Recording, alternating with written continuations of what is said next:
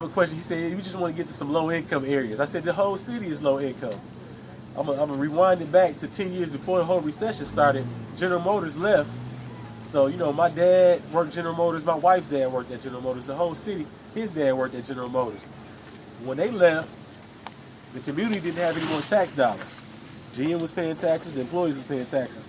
So now, fast forward to about 2000, the city went to a financial crisis. Once the city got to a financial crisis, we appointed an emergency manager. I call him the hitman. The appointed hitman. So the emergency manager came in and he made the decision to switch the water over from Detroit water to Flint water. It was a dictatorship. It wasn't a democracy. None of our elected officials had made that decision, and the people didn't vote on that decision. So once that happened, and they had to report. It's proof they had to report of what would happen once they made that decision. And they chose to save $1 for the state of Michigan, might I add, instead of, humanity, instead of harming human lives. So now what's happening is they kept telling the city the water was safe to drink. A group called the Concerned Pastors, after all the rants on social media about the water smelling funny and different people, Concerned Pastors went out and got their own test done, and that's when the cat was let out the bag. Oh my God, this water not only has a higher bacteria rate than, where they send filters to from America and Africa and Haiti, but it's lead in the water too.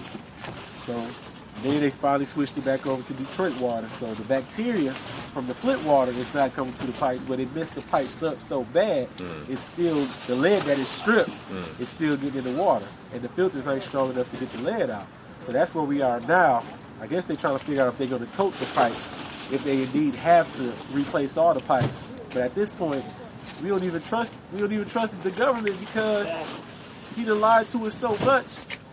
The people here is like, okay, what did he tell us is good again and then it's bad again, or you know what I mean? So we just out here trying to just help people by helping them, those who can't get to water, those who can't afford water, and even those who can afford some water.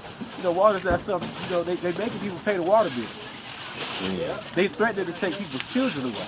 They said it's childhood endangerment if you don't pay your water bill for poisonous water. I'm like, how can you have childhood endangerment when the water is poisonous anyway? Shouldn't that be childhood endangerment? So if you can charge us, why we can't charge you? Why we can't charge you on a crime against humanity? So that's the situation. That's what a lot of people don't know. A lot of people understand that people in Flint need water. That's true. But they don't understand how everything came about. And that's where we at right now. So now that same emergency manager is in Detroit public schools.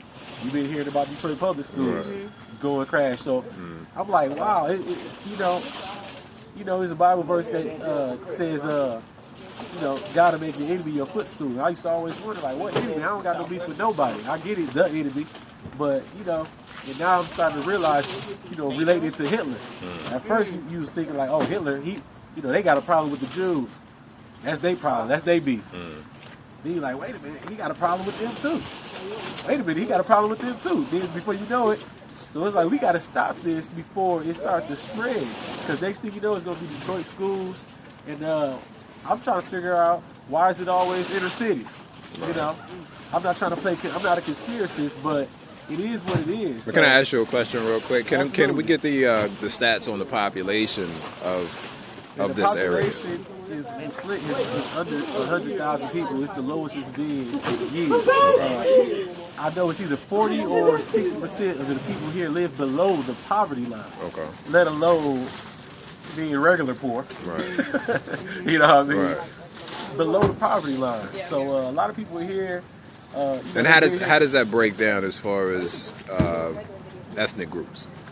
Oh, or ethnicity in general? Flint is mostly black. Okay. It's mostly black. I mean, there's white people in Flint, there's some Hispanics in Flint, but I want to say it's somewhere between 50 and 60% black. Okay. So, that's another thing.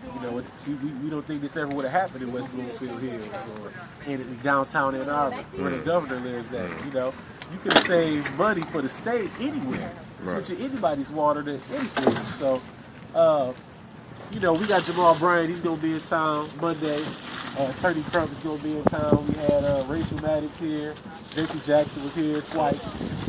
So we just try to do what we can to beat the drum, let the people down on Capitol Hill. Capitol Hill know what's going on, so we can kind of overwrite what's going on around here.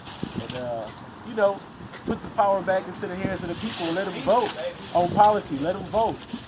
Option A, option B, option C. How do you want to solve this? And that's what Mayor Karen Weaver has done. You see what's happening? Look, we just got here. Northwestern's not even here. We about to go to Southwestern. All somebody did was see a big truck with water, and look, a line just starts to form. These just people driving down Carpenter Road. And they're like, oh man, they giving away water. I mean, realistically, you guys could probably see here, and you guys, people would start pulling out. It's bad. And then what I was going to do was take you through some of the residential so you can really see some of the, you know, if you want to see the poverty, you don't got to go far. Just turn down any side street. Any side street. So, you know, we just trying to do what we can. I appreciate you guys coming out here. No problem. We heard the call and we had to make it happen. Another thing, if the lottery can get us to $1.8 billion off $2 tickets, if everybody does something, it's not going unappreciated. So, right now I'm raising money with my nonprofit, www.cswfaithfoundation.org. And, you know, my prayer is that I raise enough money to write a check towards the infrastructure and continue to draw resources like you guys and other partners and be able to get water to the community. Peace.